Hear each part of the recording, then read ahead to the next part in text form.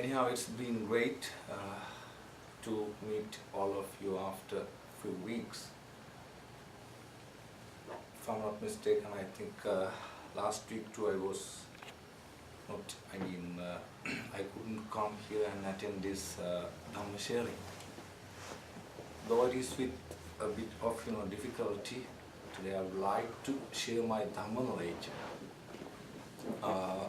with you, as usually we are doing here. Let me first tell you something about that I'm going to talk today. In my last talk, I said that why the Dhamma is convincing, and while I was explaining that topic and sharing my Dhamma knowledge with you, ultimately I came to a point, finally I finished my Dhamma talk saying that something about meditation. And the audience also, I think it's Nam.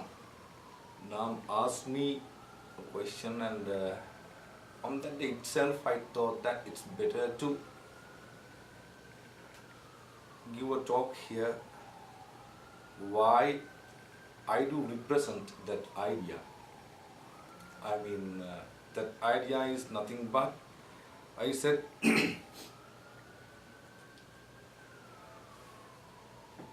Nibbana is not possible only through meditation. To put an end to this suffering, many people think we all have to meditate. Meditation is the meditation is the one and only, the foremost, the greatest method through which you can achieve the Nibbana. Other than meditation, some people believe that there are no methods, no ways that we can follow these teachings of the Buddha so that we can achieve the final liberation, salvation. So I said that, now it's clear. As I said, of course I do represent that idea, I did say so, and even at the moment I do tell you, meditation is not the one and only method that you can follow in the teachings of the Buddha to stop, to make an end to this birth of, circle of birth and death, if not the rebirth. So before I come to the point, I would like to tell you, we all meditate and follow these teachings of the Buddha with great, utmost devotion and dedication, and at the same time believing that, because we trust on Buddha's teaching.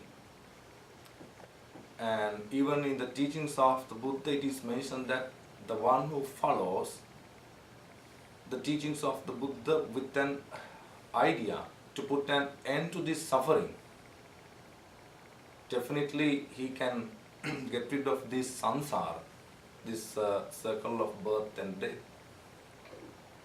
And so last week I did, of course last time I did not have much time to explain why the meditation is not only the one and only method leading to the cessation of suffering as taught in the teachings of the Buddha.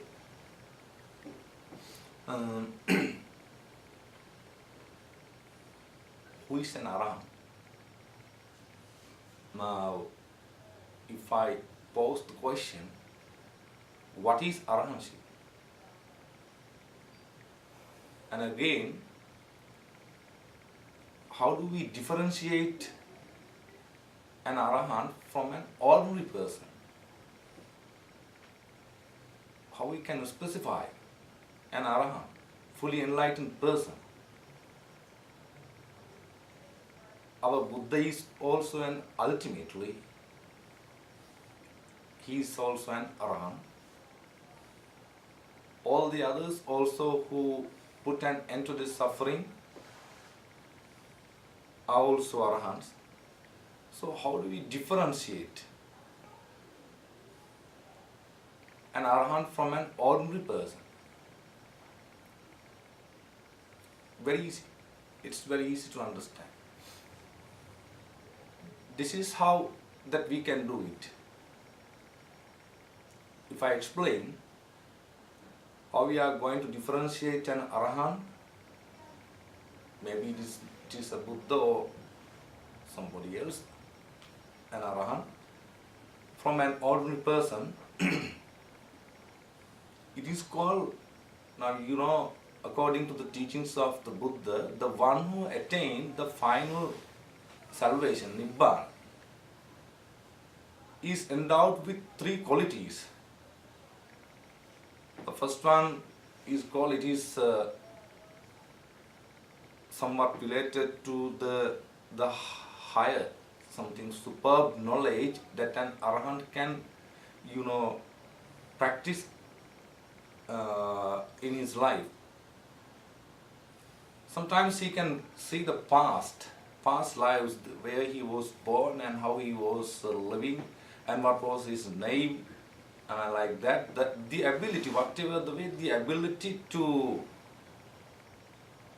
memorize, to remember the past lives is also, a kind of specific ability an arahant has. So it is called Pubbe Nivasanusati in Pali.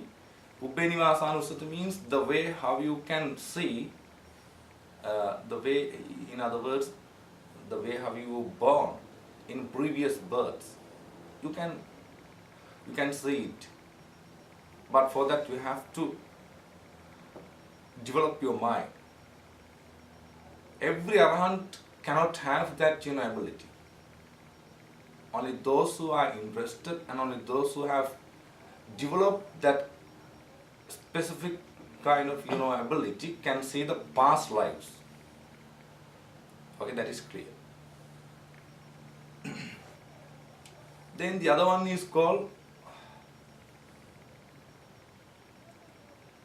Chutupapat. Chutupapat jnana in Pali, what does it mean? It means if an arahant has developed the ability to see when people die and when they are going to reborn in other place, he can visualize. In other words, he can penetrate, see what will happen to that person in his next birth. So that ability is called to see how a person dies here and again will reborn in some other place. Those are the two qualities, two specific abilities an arahant has got. Then the final one. This is the most important thing. This is the most specific thing that an arahant can, if we talk about an arahant, we can differentiate an arahant person from an ordinary person. That is called the extinction of the taints, cankers, defilements, through which you, so it's a kind of knowledge, okay? It's a superb wisdom, the wisdom that you can achieve by eliminating, by destroying the cankers, taints, is called the asavakka jnana. So the knowledge that you gain by destroying the taints is called what is Adavakkenya. Okay, if we differentiate, if I separate this term into two sections, Asavakkaya, Jnana is the wisdom, Asavakkaya, Asava plus Kaya. Asava plus Kaya, we combine those two terms as Asavakkaya. Asava means the taints, mental defilements, contaminations, whatever the things that spoil your mind. So those are called asava. There are many more similar words in Pali language as kilesa. Kilesa is also another name for asava. So asava means taints. Specific kind of mental features that spoil, that contaminates our mind. And at the same time, once it spoils our mind, it's very difficult to get rid of them. Very, very difficult to get rid of them. That's why it's called asava. And at the same time, those, mental defilements, they stagnate. So long they stagnate in a particular place in our mind, very difficult to give up, very difficult to get rid of them. So that is why it is asava. Asava means, now it's clear, asava means taints, mental defilements. What does kaya mean? Kaya means destroy, to put an end to, to bring an end to, kaya. In other words, burning. So there are like that. Many more, we can apply many more meanings to it. So asava kaya means the destruction of, completely destruction of defilements. So it's a kind of specific knowledge an Arahant possesses during his lifetime until he passes away. Now, with that, I would like to tell you now how we are going to differentiate an Arahant from an ordinary person. An Arahant has, destroyed those mental defilements.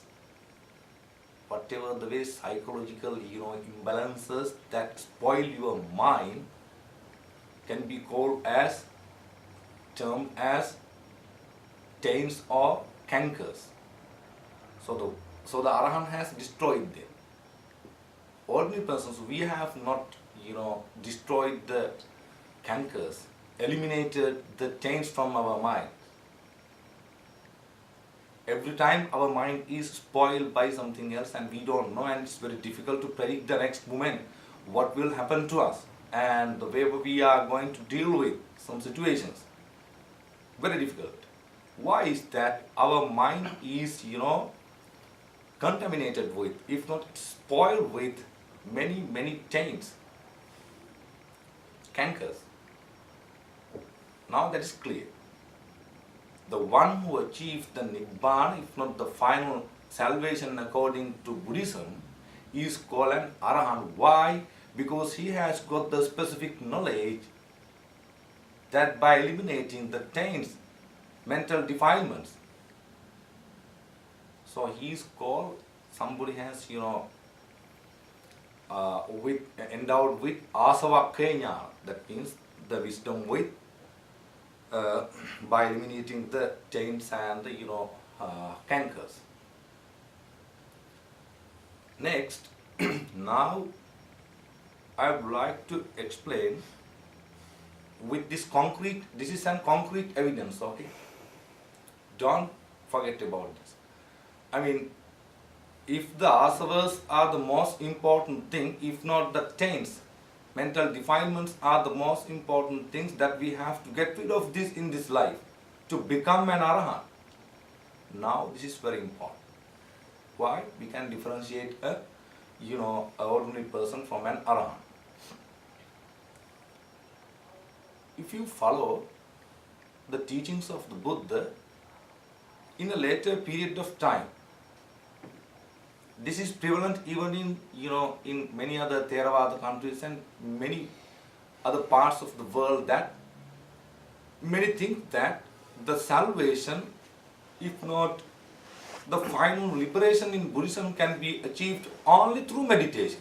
Completely a misconception and wrong idea according to Theravada tradition.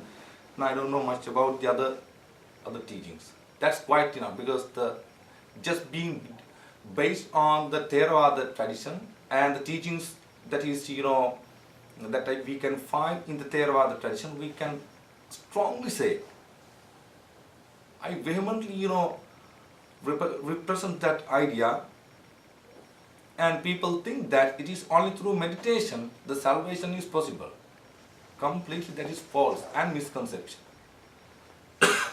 Okay, then Nam asked me last time, if not the meditation, if only through not the meditation you can achieve the final salvation, then what are the other methods? What's the other way? At least one way? Okay, last time, since I did not have much time, I just give you an answer, and I didn't know that whether you were satisfied with that. So that's why I thought of, on that day itself, I thought that my next talk would be on this, the things that I got from the audience. And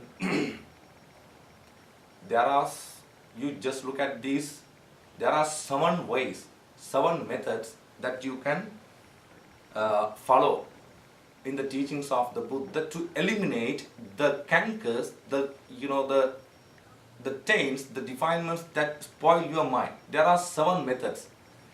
There are 7 ways. Before I come to that, let me turn this chanting book, and in this chanting book, on the page 10, here, Bodhisattva vows. Okay, Bodhisattva vows, and if you follow that paragraph, there is the saying, Dharma gates are limitless. Dharma gates are limitless. Now I should add a meaning to this saying, Dharma gates are limitless. How the Dharma gates are limitless? How we are going to understand? Those are the 7 methods. Let me tell you it. The Buddha says in one of the famous discourses, public talk, okay, Dhamma sharing given for the monks, he points out, specifically he points out there are 7 methods that by you can eliminate, destroy the cankers, psychological imbalances in your mind. That's very, very difficult to get rid of. The first one is, Buddha says, since there are people who can understand the Pali language, because it would be a concrete evidence if I put it in Pali also. Buddha says, Atibhikkave asava dassana pahatabba. Monks, there are cankers, taints, that should be abandoned by seeing clearly. Dassana pahatabba. Dassana means the correct vision. Okay? Seeing clearly, seeing wisely, in a very intelligent way. That's the first one. Second one, Atibhikkave asava samvara pahatabba. Samvara. Samvara means there are taints, cankers that should be eliminated by controlling. Third one, Atibhikkave asava patisevana pahatabba. Patisevana. Patisevana means by using. By using also certain kind of things, you can get rid of these, taints, mental defilements. Fourth one, Atibhikkave asava adhivasana pahatabba. Adhivasana means in Pali endurance. How you tolerate something. if you have got the power, strength to tolerate something, that is called adhivasana. Adhivasana means tolerate.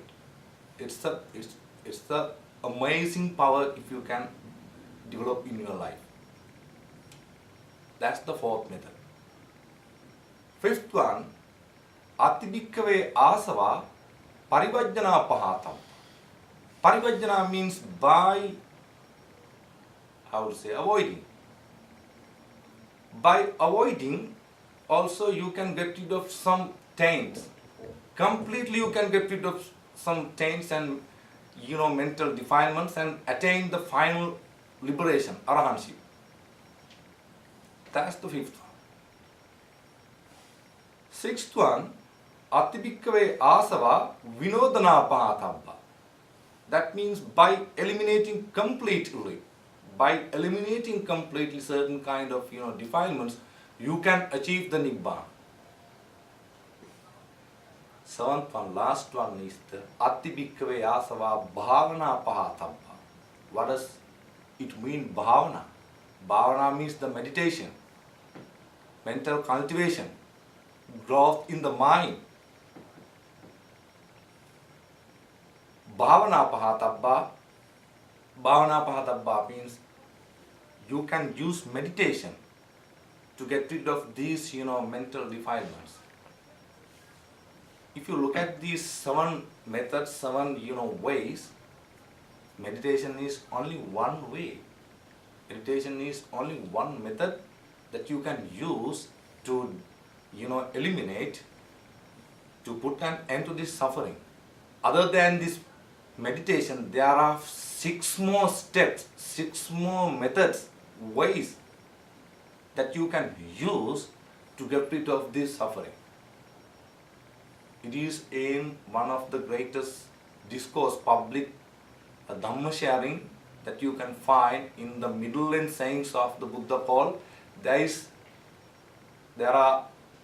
Buddha's public talks are categorized into certain sections. The middle and discourses go into a section called Majjhima Nikaya, if not the middle and sayings, where you can find 150 discourses, 50 plus 50 plus 52, 152 discourses. So in the last part of these discourses, in the last 52 discourses of the 152 discourses, you can find this particular sutra called Sabbhasava Sutra. Sabbhasava, asava means the defilement, Sabbhasava means to put an end to all the sufferings, all the way leading to the Nibbana. So now it's quite clear, and if you are interested, I can tell you many more places that you can find these particular teachings in the the original texts of the Buddha. It is already here in this temple. I mean, the Theravada, all the texts are there in the tradition. I can tell you the page and even the point also where you can find this teaching. And now I would like to tell you one story. If not, I know that you will find it boring because you have been here with me for more than 40 minutes, and that's why, and at the same time it will give me more and more energy to my body also, though I am not though I am not well, just by sharing this Dhamma knowledge with you. From today on, if you need to practice the Buddha's teaching, don't think that it is only through meditation you can achieve the Nibbana, final salvation. What you need is just only to, ignite the power of your mental ability to catch the specific ways, methods that you can use to eliminate the cankers, defilements from your mind. Let me share with you one of the very nice and exemplary story that we can find in the teachings of the Buddha. One day a person, I'll take only a few minutes to share it with you. One day a person called, he is very famous in the Theravada tradition, he is an Arahant. He is called Bahya. That person's name is Bahya. This person earlier thought that he was an Arahant in the world. So according to this story, one of the deities could read his mind, and he saw that he is with the misconception, wrong idea that he is also one of the Arahant in the world. Who is this? Bahya. But of course at that moment he was not an Arahant. Then he said that the deity told that, Bahya, you are not an Arahant, the person who has put an end to this suffering. He is somewhere else. Go and meet him. Then the Bahya, that person asked, who is that? It is the Buddha. Where is he? He is at the moment in Savatthi, that means in a particular area in India. And suddenly when he heard that he is not an Arahant in the world, that's how he was living at the time of the Buddha with that idea, he is also one of the Arahant in this world. Soon after he heard that, he thought it's better to meet the Buddha. So he went searching the Buddha. He did not stop his, tracing the Buddha, where he was going, and ultimately when he came to the temple, the other monk, the resident monks told that now the Buddha is not at the temple. Buddha had already left the temple for begging food, alms food, which we call in Pali as Pindapata. That means to seek his food from villages by wandering in the villages. Then this Bahya, this person thinks, I came to this temple to meet the Buddha all the way, facing a lot of hardships and difficulties and troubles. I even did not sleep last night. I'm not sure of my life, what will happen to me. And he just asked where the Buddha was heading from the monks, from the resident monks. Then he followed the Buddha and he met the Buddha and he pleaded. He begged the Buddha to preach the Dhamma.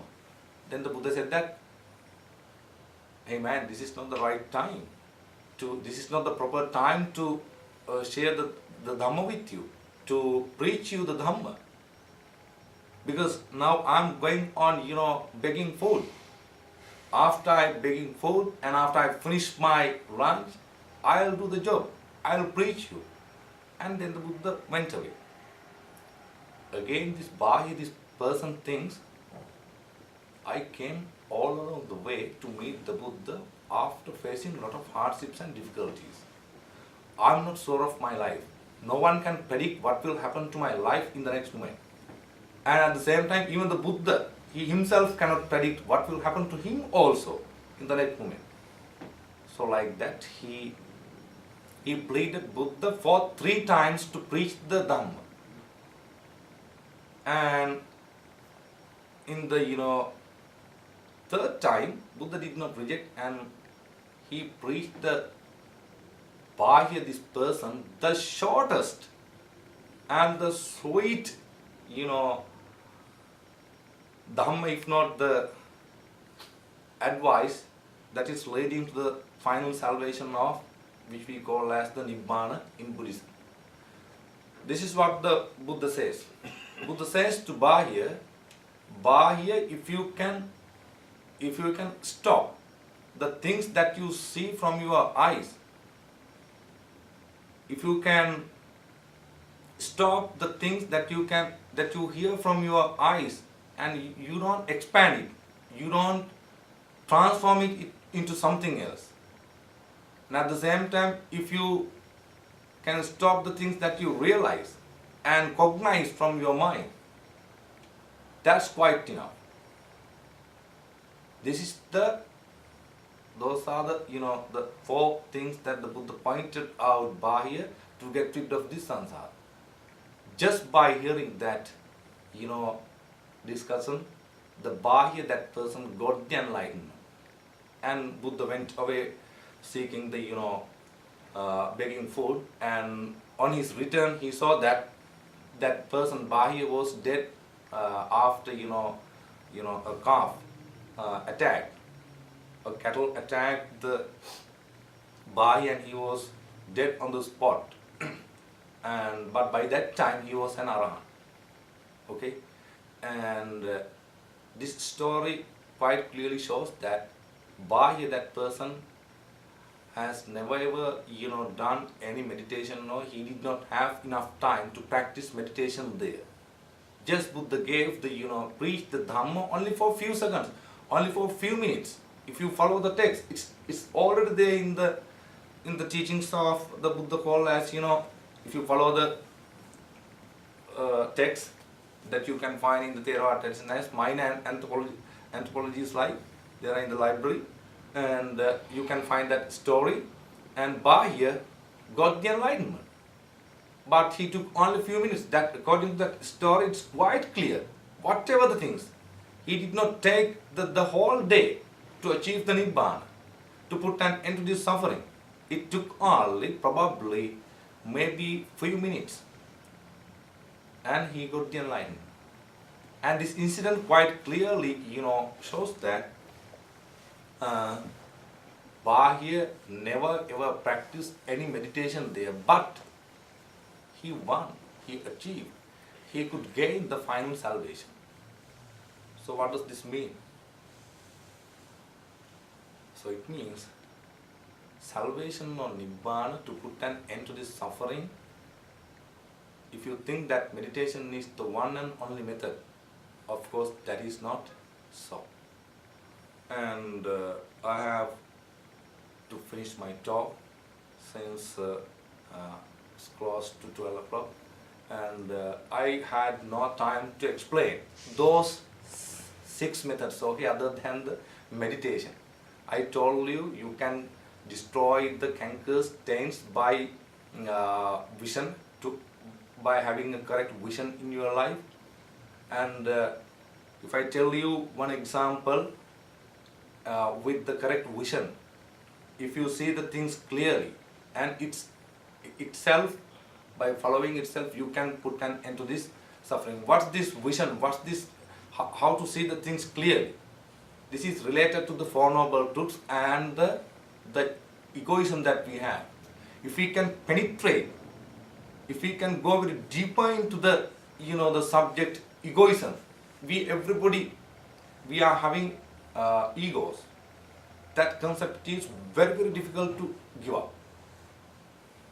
Very, very hard to give up.